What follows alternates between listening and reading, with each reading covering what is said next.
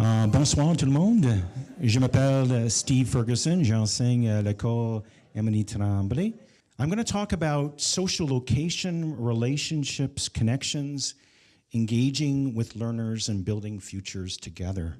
And I'd like to begin by changing the slide and asking you a question. Think back to your time as a teacher or a student. Have you ever, as a teacher, arrived in the classroom with the best lesson ever? You've done it before. You've got the exemplars. You know it works. You got the great intro. And then you present, and that's what you get back. Nothing. No contact. No interest. It's fallen dead. It's happened to me, okay? It's happened to me. It happens to me all the time. And I started to wonder why? If it works with one group, why doesn't it work with the next group? Well, I'm thinking back to what does work. What does work, colleagues, guests, is show and tell. Why does show and tell work? Well, show and tell works because it's simple, it's engaging. It opens a window into a learner's world. It validates the presenter's personal and emotional attachments. So why don't we do this at every level? Why do we stop show and tell in kindergarten? Well, today I'm going to talk to you about how I've been trying to connect to the principles of show and tell and bring that into my learning. That's my inquiry. I'm flipping pages and sliding.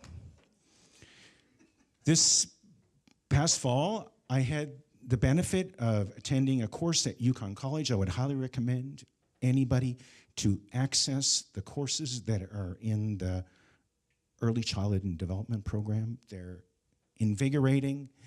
And this course was called Cultural Competencies in Early Childhood Learning. And I learned this term called social location.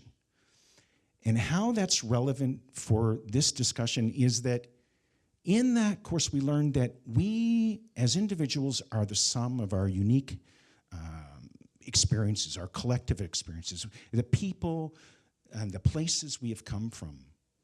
And when we can, as educators, connect to that in our learners, then we can embark upon that, build upon that, and make those necessary connections. So how do we do this? We help them to identify who they are and where they've come from. And we connect to those relationships, and we embark on this journey of discovery with them. We document that journey with them, and we integrate it into our learning as much as we can whenever we can. I had this hunch. I did a scan. I talked to the students. I began a lesson that failed, and in that lesson that failed, the lesson was on First Nations ways of knowing and doing and the relationships to the land. It was a great plan, and a student said to me, "Teacher, why are we not learning about our own culture? Why are we learning about other people's culture? We don't even know them. Why are we not learning about ourselves?" And that was the epiphany, because at that moment I said, yes, we'll learn about ourselves. We'll understand who we are, and then we can make that connection. We can look at First Nations ways of knowing and doing. We can compare them to our own ways of knowing and doing when we understand what our own ways of knowing and doing are.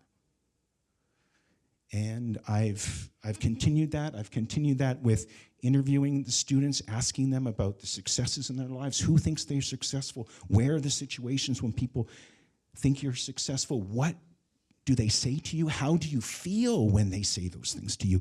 And together as a team, we've been collaborating at how we can continue to connect to those feelings, to those moments, and bring those into everything that we do.